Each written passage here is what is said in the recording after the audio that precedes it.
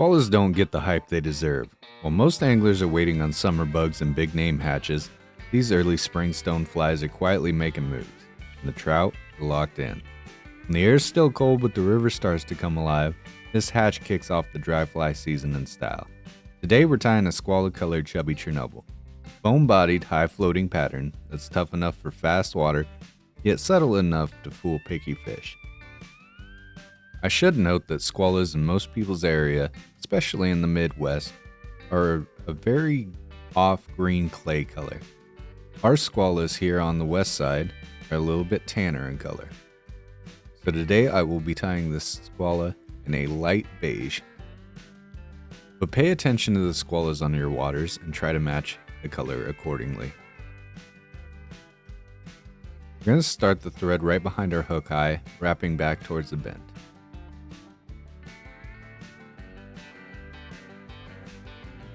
We'll clip off our excess and continue wrapping back to the bend.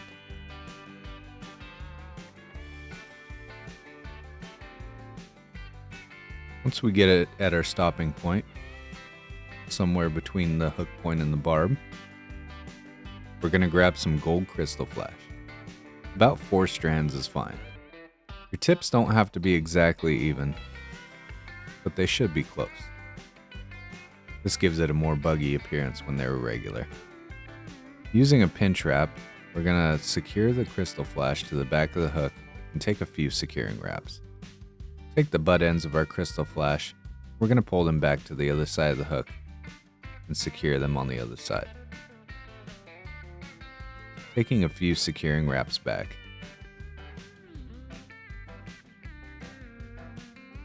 We're then going to measure about the same distance from the hook bend to the hook point, transfer that measurement to our crystal flash, and cut our tail.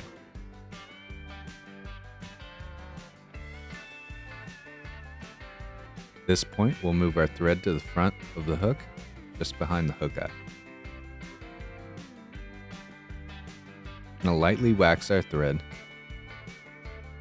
We're going to use some hare's ear ice blend.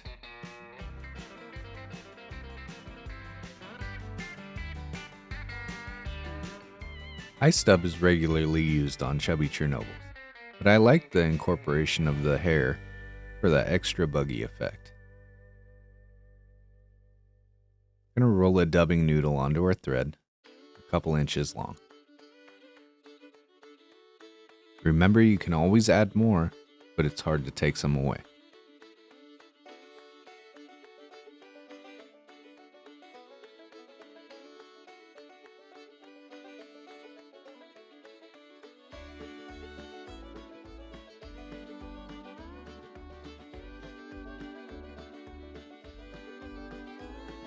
Our dubbing noodle complete, we're going to start taking tight, touching wraps towards the bend of our hook.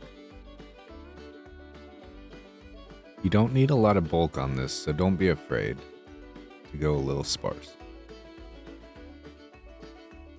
Apply more dubbing if needed.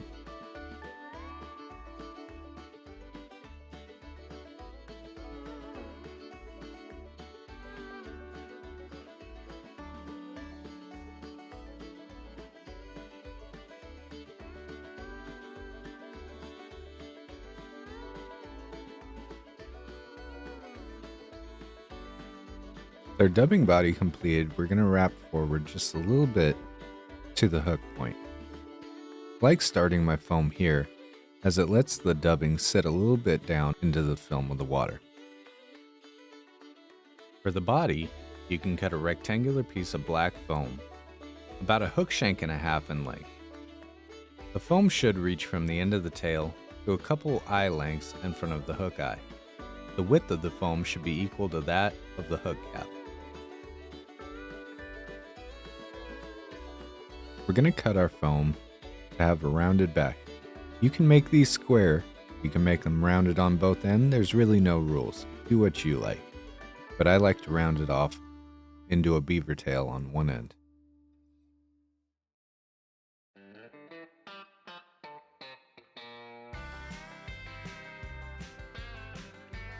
The foam should be about the width of the hook cap. With our beaver tail complete, we're going to line it up with the back of our flash. We're going to take a couple loose wraps and secure by pulling up towards ourselves.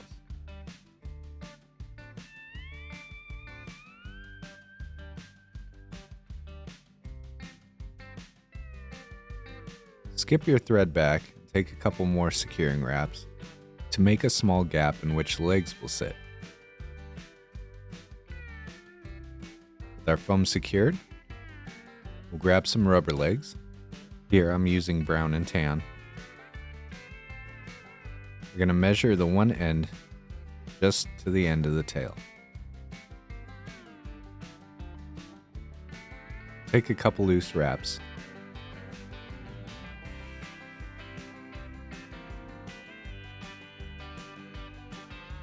Fold our rubber leg over, just under the foam. Pinch it to the other side. And take a couple more securing wraps. The rubber leg should sit right in that gap of the foam that you created.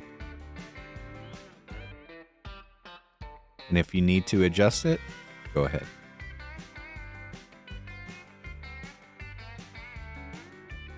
With our leg secure, we'll clip the other leg to match the end of the tail.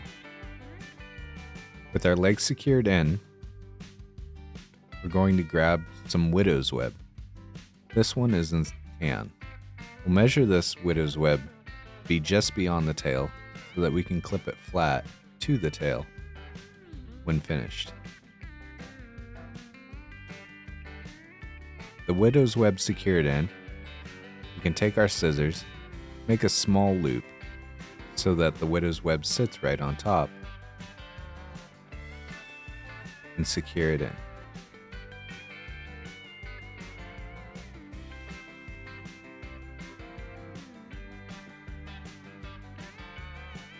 The widow's web established, come in and take our scissors and clip it at a 45-degree angle downwards just beyond the tail.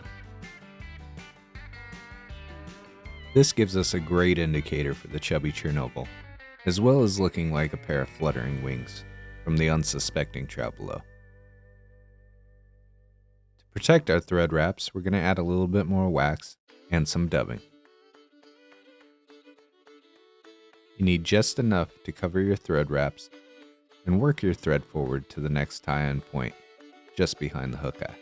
This is why we don't want to bulk up our body at the beginning.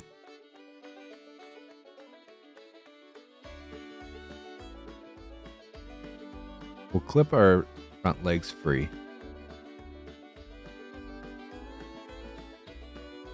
and cut them to size.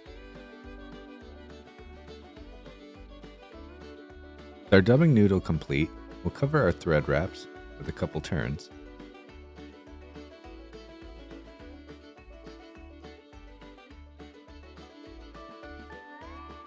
Lifting our foam and pulling our legs back, we'll move our dubbing forward to the next tie-in point, just behind the hook eye.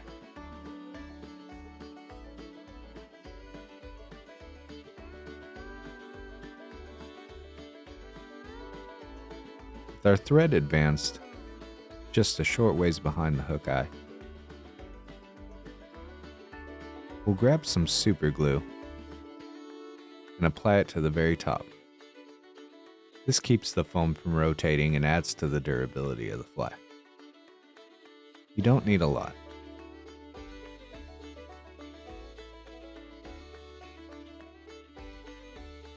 With our super glue in place, we'll pinch down our foam, pulling up towards ourselves to secure it with a couple thread wraps.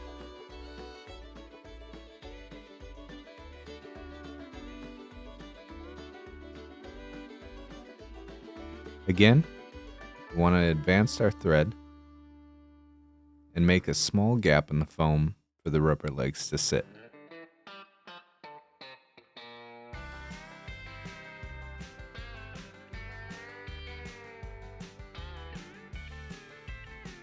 The gap created in our foam, we can add another set of rubber legs. I measure the leg to match the length from the tie-in point to the first gap in the foam. We'll secure that in.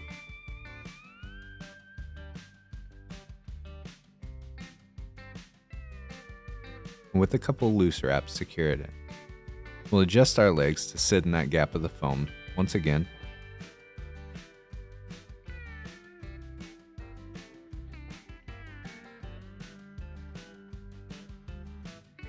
And we'll clip our leg to match the gap of the first foam tie-in point. With our second set of legs set, we can grab some more of that tan widow's web and create our front wing. I'm going to measure this to sit right on top of the back wing. And use this couple securing wraps to set it in place. At this point, we'll grab our scissors once again, make that loop so that the wing sits right. Take a couple more securing wraps to set it in place. With our wing set, we'll pull the fibers back tight and cut it about 3/4 of the way to the top of the back wing.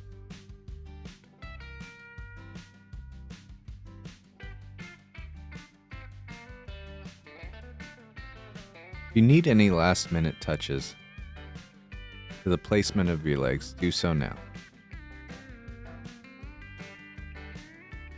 Cut our front legs free.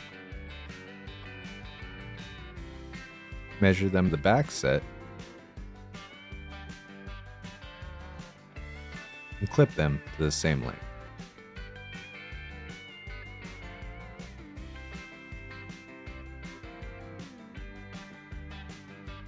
Once again, to protect our thread wraps, we'll wax our thread and add a tiny bit more dubbing. This time you don't need to advance your thread anymore, so we just need enough to cover our thread wraps with a couple turns.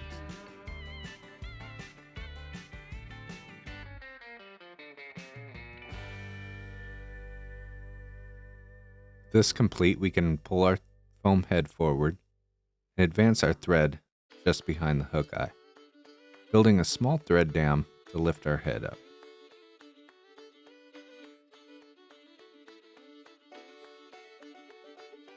Grab our whip finish tool and throw in a quick 3-turn whip finish.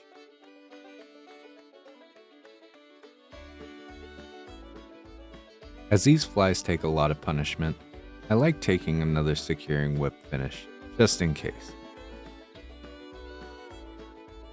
Once you fish one, you'll really understand how much these Chubby Chernobyls get attention from trout. Before securing the second knot, we'll add a little bit of varnish to our thread. And pull down and secure. At this point, we can clip our thread free.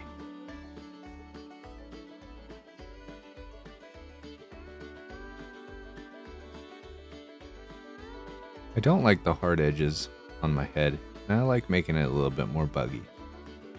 So I clip off the corners.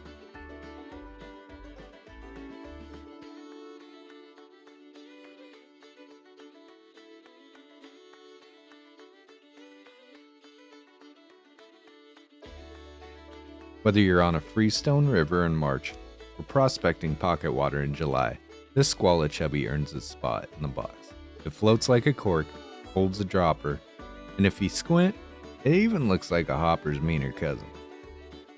Swap out the colors and fish it all season, but in this Skwala color, it's your early season ticket to topwater eats when nobody else is looking. Tie a few, fish 'em hard, and remember, the river is always speaking. Some folks just show up late to the conversation. I'll see you on the water.